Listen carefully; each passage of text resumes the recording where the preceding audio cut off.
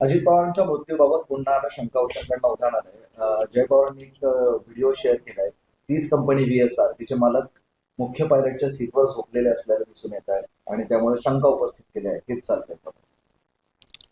त्यांनी जो काही व्हिडिओ ट्विट केलेला आहे किंवा दाखवलेला आहे तो नेमका त्या घटनेशी संबंधित आहे की नाही याची कल्पना मला पण नाही आणि त्यांनाही ते नसेल. परंतु कॉकपिटमध्ये विमान पायलटच्या जागेवर बसून झोपणं हे अत्यंत धोकादायक आहे. हे छोटे जे फ्लाईट असतात याचा रन किती असतो तर तास, जास्तीत जास्त 1 तासाचा रन असतो. मग 1 तासाच्या रनमध्ये त्या प्रवासामध्ये जर झोपलेला असेल तर ते धोकादायक आहे हे मात्र निश्चित आहे. आणि अशा वेळेला तेही मुख्य पायलटच्या जागेवर बसून झोपणं मला वाटतं हे कुणालाही मनाला पटणार नाही. म्हणून असं जर त्या कंपनीचा मालकच स्वतः करत असेल तर पायलटाचं काय धोरण असावं काय कळायला कल्पना नाही. म्हणून हे प्रकरण गंभीरतेने घेतलं पाहिजे.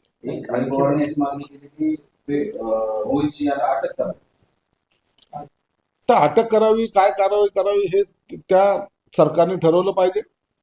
परंतु पायलटच्या सीटवर झोपणं हे योग्य नाही एवढं मात्र निश्चित आहे. असल्या प्रकारे अपघातांची चौकशी AAIB करतं. त्यांनी एक अहवाल दिलाय, त्यात खराब हवामान आणि पायाभूत सुविधेवर खापर फोडण्यात आला. VSR कंपनी बाबतीत ते काहीच बोलले नाही. तर DGCA ने एक अहवाल केला होता, त्यात त्यांनी सांगितलं होतं की VSR कंपनीच्या विमानातच त्रुटी आहे. तर एक एजन्सी विमान कंपनीला क्लीन शीट देताना दिसते. हा सगळा गोंधळ सुरू आहे. बघा, या अपघातामध्ये 2-3 प्रकार जे समोर आलेले आहेत ना. पहिला जे प्रकार आहे तो रनवे. जो पहिले रनवेने उतरायचं होतं त्या रनवेने लँडिंग का केलं नाही हा एक प्रश्न आहे. पायलटने दुसरा रनवे का मागितला याच्यावर प्रश्नचिन्ह निर्माण होतोय. आता ह्या रनवे आणि धोका जर असेल तर त्यांना ते पुन्हा विमानामध्ये एवढं इंधन होतं की त्यांना पुन्हा विमान मुंबईला परतवून जाता आलं असतं किंवा पुण्याला उतरवता आलं असतं. पण ते न करता का झालं हा एक प्रश्नचिन्ह आहेच ना.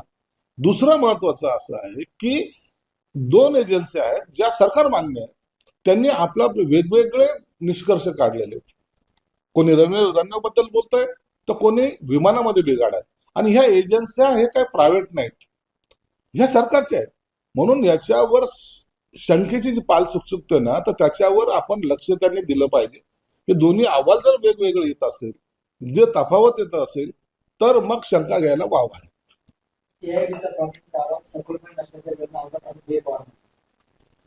वेदना निश्चित होणार ना. अजित दादासारखा मोठा नेता गेल्यानंतर ह्या वेदना महाराष्ट्राला झालेल्या आहेत. म्हणून आता याची जो प्राथमिक अहवाल आला त्याच्यात काही त्रुटा दिसलेल्या आहेत. म्हणून आणखीन याला डीपमध्ये जाऊन याची चौकशी खरंच गरजेचं आहे. प्रत्येकाच्या मनामध्ये शंका ही वाढत चाललेली आहे आणि हे मला वाटतं योग्य नाही. महाराष्ट्रातील ताज्या बातम्यांसाठी बघत रहा टाइम्स टुडे टीव्ही. सोबतच शेअर करा, सबस्क्राईब करा आणि बेल आयकॉन प्रेस करा.